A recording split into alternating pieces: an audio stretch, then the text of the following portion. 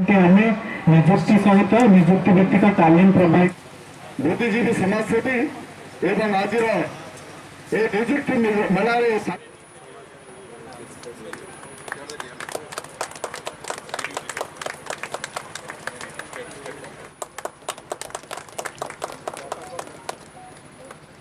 वृंदा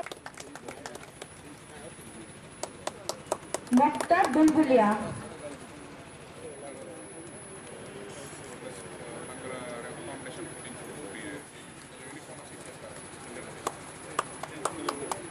महोदय को अनुरोध करी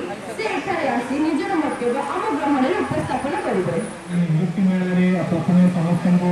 उपस्थित रही समस्त को स्वागत जनाऊँ। आम गण में उपस्थित अच्छा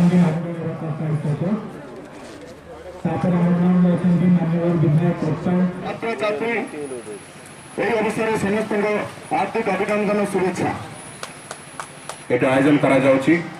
राज्य सरकार एवं जिला प्रशासन तरफ यहाँ गोटे सुवर्ण सुजोग एवं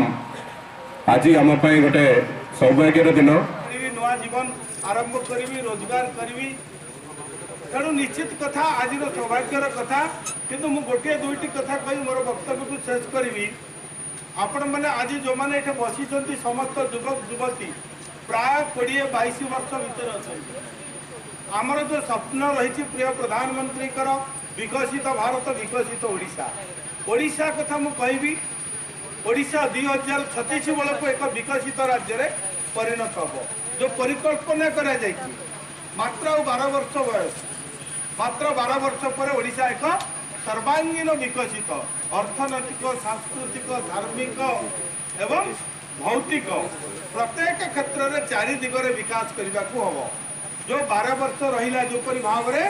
कोणार्क मंदिर निर्माण करने केते वर्ष लगी पिला माने केते वर्ष लगी केते बढ़ई लगी किंतु ना किए नेला धर्मपद ना नेला एवं भी आम प्रिय मुख्यमंत्री जो आरंभ करिसेंती प्रधानमंत्री आरंभ कर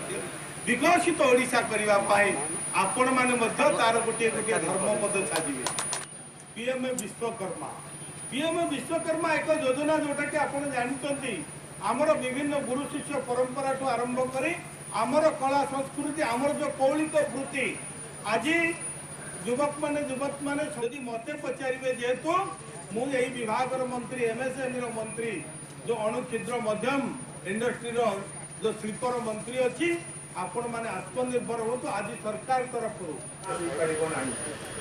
मुझे जिलार सौभाग्य मु बसतः आपण मान जिलार प्रभारी मंत्री सरकार आम प्रिय मोहन माझी देखते तेणु आपण मान मोर रही कथा आमर युवक युवती मान जे सरकार विभिन्न योजना को युवक युवती मान कथा रही आम जेहेतु जानी पारुना तेणु तार सुजोग आम नहीं पारुना निजपाई किसी करवा किंतु आम जब समाज अपूर्व सम्मान रही जो रही कोरापुट जिला ये सुंदर पर्यटन स्थल रही तेणु अनेक ये सम्मान रही तेणु युवक युवती चलापथ कुसुमित हो किंतु आउ गोटे मु कथा कहि आमर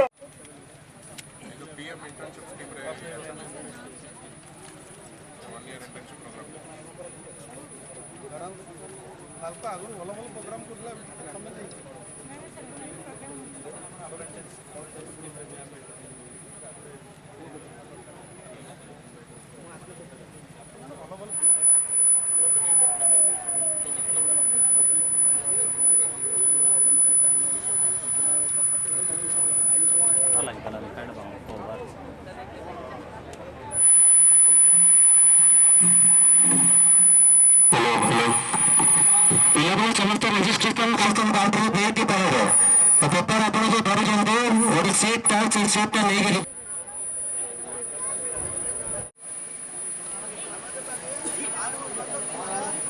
सबमिट कला पर सब स्टॉल बोली की देखिबे मिला के जोरे 17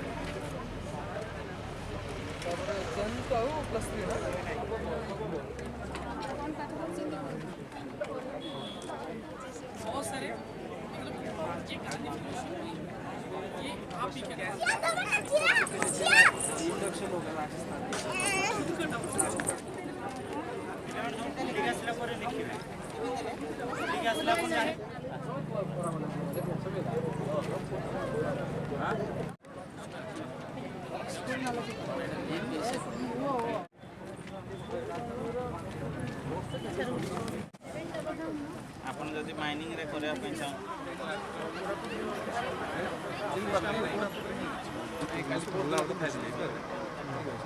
ପିଲା ନେଇଗଲ ସେଇଟା ଅଫିସ୍ ବିଲ୍ଡିଂ ଭିତରେ ହିଁ